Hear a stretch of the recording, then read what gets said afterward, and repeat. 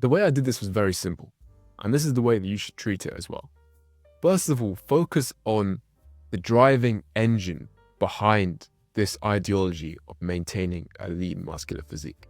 What is that? Ultimately, it's good health.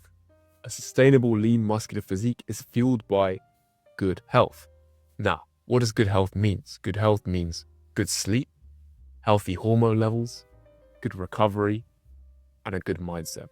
So really focus right now. The first thing you want to focus on is, where is your sleep at? Where is your mindset at? What are your hormone levels like? If you wake up every day and you're feeling low on energy, you're feeling like you don't want to do this, you don't want to do that, you're going to bed too late, don't even worry about going to the gym. Don't even worry about trying to get enough protein in when your sleep is completely off track. One thing at a time. So focus on your sleep first. Now, ways that you can optimize your sleep, get yourself prepared for maintaining a healthy lifestyle all year round is, for example, setting some habits. You don't look at your phone an hour before you sleep. You don't eat within 2 hours of going to sleep. You go to sleep and you wake up at the same time every single day, no matter how you feel. This means you have a stable circadian rhythm, your body's not digesting food when you're trying to rest, and you're able to tap into that REM and deep sleep in the night because you're not exposed to blue light before you sleep. 3 very important things that you can do right now in order to begin this journey of maintaining a lean physique all year round. Once we have that intact, once we've understood our sleep is in a good position, we need to start looking at our training and our nutrition. Focusing on good training, consistent good training, and consistent good dietary eating at the same time as someone who travels a lot all year round is very difficult. So difficult that I'd say it's unlikely for a normal person to be able to do that sustainably. And I found this myself. This is the case myself. I've just been in Brazil. The last 30 days I was in Brazil. And when I was in Brazil, I was training, but I wasn't training to my standard that I usually train to.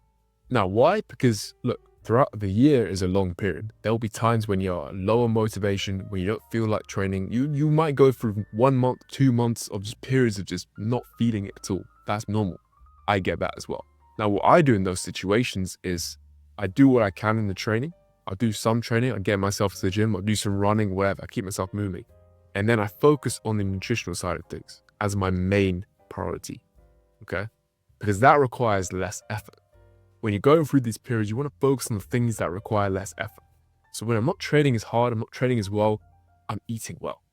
I'm focusing on making sure I'm getting enough protein. I'm eating good fruits and veg every day. I'm eating high quality foods. I'm really searching for that. So my body doesn't feel like training. My body isn't in the zone to really focus on the training in that moment. So I focus on what I can focus on, nutrition. Now, there are times when my training is going amazingly and your training might be going amazingly as well. For, again, 2-3 months might be really good. And this is when I say those are the times when you actually reward yourself more on the nutritional side of things. Eat foods that you probably wouldn't usually eat sometimes. Maybe you treat yourself to a pizza, you have some cakes, some cookies. Again, this is something I've done because I'm able to get rid of those cravings that I have for foods when I'm training really hard. Ultimately, this is the thing, right? When we're trying to stay lean all year round, if we focus very well when training and nutrition at the same time, we're going to make progress like this. It's going to be very steep, very good. However, the likelihood of maintaining such progress over a long period of time, it's not very likely. It's unsustainable, right? You're going to want to eat cake sometimes. You're going to want to eat pizza. You're going to want to not train sometimes.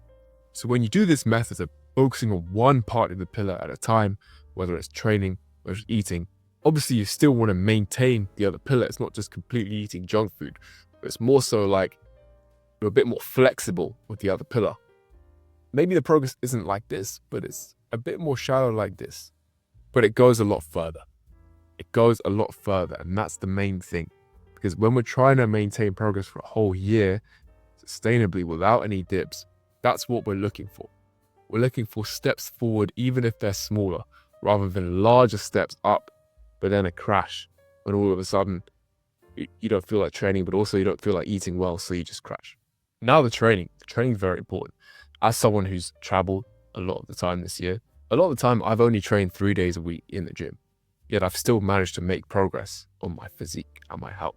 Now, the way I did this is because I used a unique mechanism, which isn't just about lifting weights and doing the same exercises. It's about really various different types of training in 1 week. One day we're heavy lifting, one day we're doing high intensity HIIT workouts, third day we might be doing more cardio endurance-based workouts, mobility. You're working your body in more ways than one. Our human body, our physiology wasn't built just to lift weights, just to do cardio. Not at all. We're versatile creatures. We need to train as many different things as we can in order to keep our bodies moving, healthy, and well. And in turn, when you're doing this, you're going to naturally maintain a lower body fat. You're going to be burning more calories in your workouts. Picking up a good hobby that I can do anywhere around the world, such as Brazilian Jiu-Jitsu. I train BJJ. I train Muay Thai as well. And when you have that hobby, when you're not thinking about doing cardio, but you just have an active hobby, when you have those hobbies where you're focusing on getting better at the hobby instead of losing fat, instead of burning calories, you're naturally going to burn so many more calories, and you're naturally going to be in such better shape than you would be if you go to the gym with the intention, you go for a run with the intention of burning calories every time. Think of it as an ultra marathon. When an ultra marathon runner does his ultra marathon, he doesn't think about the end goal. He can't. It's too intimidating to think about the 100 kilometers when you're on kilometer 3. When you're on kilometer 3, you think about kilometer 5. When you're kilometer 5, you think about kilometer 8. And that's the same way we want to think about with this maintaining good shape. We want to make sure our systems are focusing on what can we do now in the most efficient way, in the way that gives us the most pleasure, we get the most fun from. Maybe it's playing football, maybe it's playing a different type of sport. So that's why I really recommend having a hobby, picking up a sport which keeps you active without the intention burning calories, but rather the intention of playing that certain sport. So in the workout plan, 1 day of heavy lifting, 1 day of high intensity, 1 day of hypertrophy, and ideally a day of cardio as well if you can. With this mechanism that I've been using, it means that it's very versatile on equipment as well. We can utilize calisthenics movements when we don't have a gym when I'm traveling, which means I can remain in good shape. If I'm traveling for 3 days in this place, which doesn't have a gym, I can use that as my cardio day or my high intensity day, and then save the lifting day for when I do have cardio. If you want more detail about this mechanism, join my free school community down below. I go into a lot more detail into how I do this basically. You can see exactly what my workouts look like and exactly how we get hundreds of our clients to stay lean all year round. Food, nutrition is very important. Okay, and the 2 things you want to focus on is A, eating whole, healthy foods rather than high processed foods, and B, implementing some intermittent fasting from time to time as well. Now, eating whole foods is very important because when you eat processed foods, your body requires less energy to burn those calories. So ultimately, you're going to be working harder for burning less calories when you eat highly processed foods. When you eat whole foods, your body's going to burn those calories faster, which means you're able to lose weight faster and you're able to maintain that lean physique. It's really important to think about the easiest and most efficient ways to do things, the smartest way to do things, not the hardest way to do things, for long-term sustainable results. Think mechanisms rather than just sheer brute force, because sheer brute force always crashes eventually. Intermittent fasting, very important as well. Okay. Now I do this from time to time as well.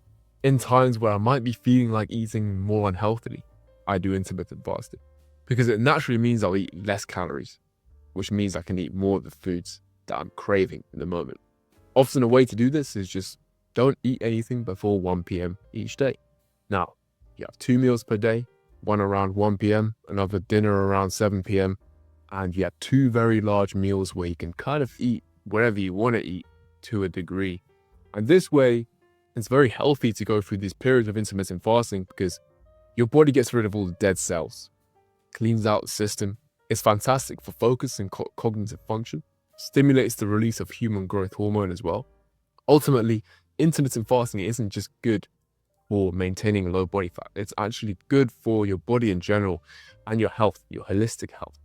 Now, as much as we want to make this the smartest and easiest way to do it, It's not an easy process to maintain a lean muscular physique all year round. And that's something you have to understand.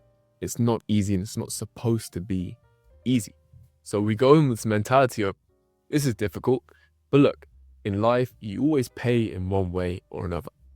You can pay in it being difficult to maintain a lean muscular physique, or you can pay in feeling terrible every day, being overweight, being low on energy, low motivation. Which one sounds better to you? I know which one sounds better to me. So once you go into that mentality of, look, I'm doing this for my future self, I'm doing this for the well-being of my life, for the highest quality of life that I can possibly achieve. Once you have your strong why, then it's really helpful as well. Now, some ways that I really tune into this mindset is by doing some habits every day, doing some things every day, which put me into this mindset of, it's not supposed to be sunshine and rainbows all day, every day, right? For example, every morning I jump in the cold shower. Why? Not because of any superpowers, not because it's life-changing. It's just kind of difficult. It wakes me up and I feel amazing afterwards, but it's kind of difficult. It's not really what I want to do every morning. But it sets you up for the day and it makes you understand that, like, look, it's not supposed to be easy. Not everything is supposed to be easy. The fruits of life do not come naturally to you just like this. You have to work for it. You have to put some effort into it, some focus into it. But the rewards make it very worth it. When it gets tough, ultimately, one thing I tell myself is that my future self will always be grateful for what I'm doing now. And also, it's a lot harder to get into shape than it is to maintain good shape. And this is something I can't stop saying enough. It is a lot harder to get into shape. Once you've got into shape, to maintain it is a lot easier. And the older you get, the more difficult it becomes to get into that good shape initially. So you want to get into that good shape now while you can, while you're the youngest that you're ever going to be, and then maintain it for the rest of your life and live a higher quality of your life. Now, if you are serious about transforming your life and getting into the best shape of your life, with whatever time you have, whatever equipment you have, take the link down below to book in a transformation call with myself. We'll dive deeper into your goals, where you are now, and exactly where you want to be. Thanks for watching. Love and peace. Respect yourself.